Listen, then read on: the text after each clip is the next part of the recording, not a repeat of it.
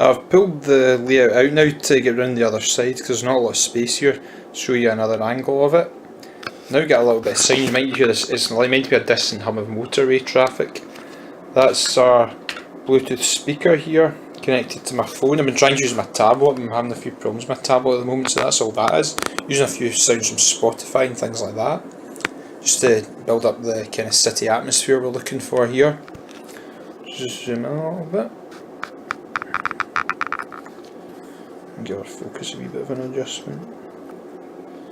Now, this is not meant to be a full depot, or this is just meant to be modelled part of a depot and a very small part of a big marshalling yard. So it's a layout based largely on illusion. You'll see in the background there, these two goods lines in the foreground just come to a dead end. I'm eventually going to put down a couple of dummy buffer stops, but what I'm trying to go for here is to make out that, sorry about that, to make out that the lines in either direction go on further than they really do. Now mostly you'll be viewing the layout from that end, and that might look to you like just a big solid wall background, which it is, but I mean I'll mostly be viewing the layout from down here or down here, so in the distance I think it looks pretty good just now. So it's meant to give the illusion, this is just the very front of the depot here. So we've got a 3-road shed. We have down that side, there's the front of an old steamer, a stone shed. We'll say that was maybe built with the North British Railway, and then later they've added, when they've turned it into a diesel depot, they've added a big 2-road metal structure. So it's a 3-road shed, but this is just meant to be the front of the shed, because we don't really have the space to model a full layout. We could try it, but I think it would look a bit silly. So this is just meant to be sort of the front of the depot. I can pretend there's even more locomotives further back, and the sheds, I'm going to add like maybe a ladder and stuff to kind of hide the background, just make it look more like this shed goes on further than it really does. This is the fueling point over here. Now the fuel storage tank, that's actually it. It's unfinished. I need to add a couple of pipes and stuff, a little wall around it. It's actually a Pringles tube which I've painted and stuff, and the actual fueling shelter there, that's from the old Hornby postal train set, which used to drop off the mailbag. So I've turned it into a little fueling shelter based on something I saw a couple of real life depots like Inverness, which is another big Scottish depot.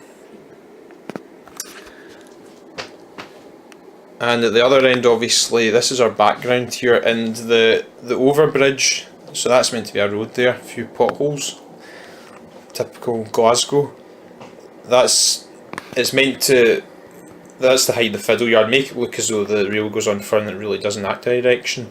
So in that direction we're pretending that's actually quite a big marshalling yard, carriage sidings, other sidings that maybe locomotives can be stabled in.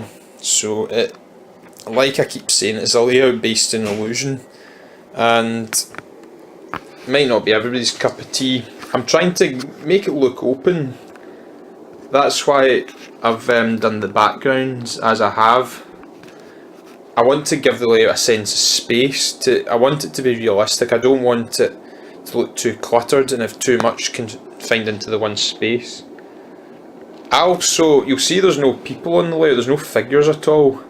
I'm kind of against that in a sense. I think if you go around a real life depot or look at video footage of the diesel depots such as this in the 1980s, you didn't see a lot of movement at all. You were often the only one there. You might see locomotives moving around, maybe drivers going in and out of the cab, but there often just wasn't a lot of activity, and you would have a lot of real long spells of quiet like this. The main focus of the layout is the diesel locomotive depot. Now it's based, we're going to go into a lot more detail about this, but the layout is based largely in the late 1980s. I'm not a real obsessive purist. At the end of the day, it's your model rail and you can run what you like. But I generally find it a lot more interesting to keep to a fairly solid timeline. And there was of course a real life locomotive depot in Glasgow in the Springburn area called Eastfield, and this is basically meant to be a subshed of Eastfield. And so a lot of the locomotives you'll see, a lot of the same locomotives you would see around there. Now if we look at the class 20 here for instance, you'll see the familiar British Rail double arrow logo. So BR is British Rail, or British Rails as it was formerly known, and that was how Britain's railways were until about 1994 when they were all privatised. Now soon enough we will show you something actually moving in the layout. It's not always going to be like this. I'm just kind of giving you a bit of an introduction. The focal point of the layout is going to be the depot itself. So one thing that has always fascinated me on the real railway is light engine movements. So there's going to be a lot of that because it's a locomotive depot. So it's what we call a TMD. That was what British Rail. That's the term British Rail used to use for the depots where they maintained and stabled a lot of locomotives. So TMD, traction maintenance depot. Now, the reason we've given it the name Dobbies Loan is Dobbies Loan's actually, it's the name of a real life street it's near the site of the old Buchanan Street terminus, Glasgow Buchanan Street station. It's a dual carriageway. I used to stay on Dobbies Loan actually, and we'll kind of visit that when we look at the history of the layout. But often real life depots, they might not be named after the exact location they're on, but sometimes just a nearby location. Hence Buchanan Street station was never actually on Buchanan Street, it was a fair distance away from it. So this is meant to be in the Port Dundas area, just to the north of the city, next to the Forth and Clyde Canal, and quite close to one of the major trunk roads, which is known as Dobbies Loan. You actually used to pass over the old railway coming out of Buchanan Street station, and it seemed like quite a decent kind of name for a depot. You might think of Stuart's Lane depot down in London, or I'm trying to think of other good examples. They often had quite quirky kind of names. It's meant to be in the Port Dundas area, and so we're imagining there was also an adjoining marshalling yard, which we will call Port Dundas Yard, which will be based, I suppose, in the sort of trains you'll see on other marshalling yards we had in Glasgow. Moss End, well, that's near our Motherwell, that's outside the city. There was, of course, until about the early 1980s, there was High Street's goods depot, there was Cadder Yard up near Bishop Briggs, there was a couple of others. So the main focal point is going to be locomotives moving on and off the depot. You'll see what will happen once we get into the proper shots in later videos is, now I really need to find out a bit more about how they're operated. You can do what you want at the end of the day. I like to keep things realistic but not go over the top, and I think generally a locomotive would arrive on a depot having finished hauling a passenger freight train. You'll see a lot of them will run onto the fueling siding here.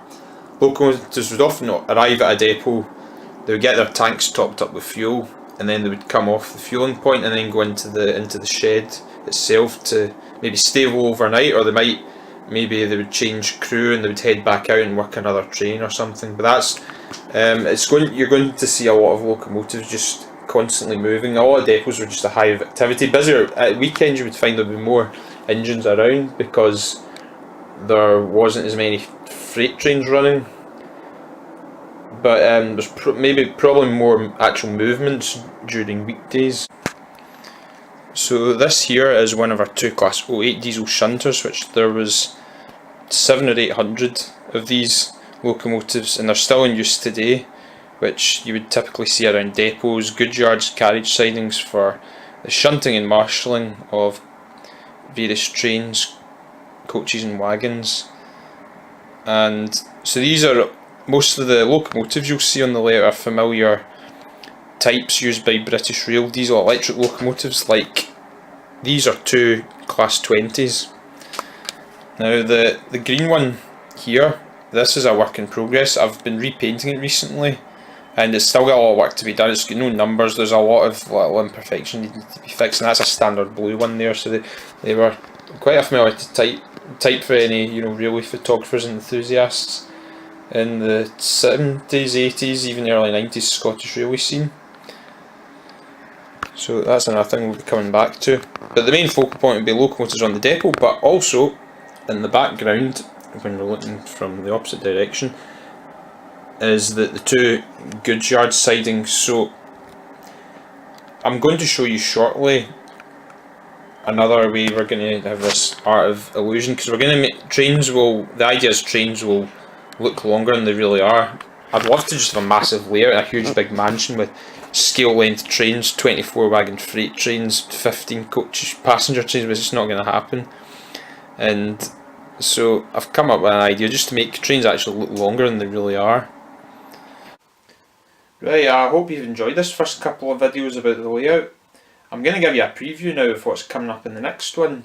You'll notice at the very back here in front of the background we have our security fence.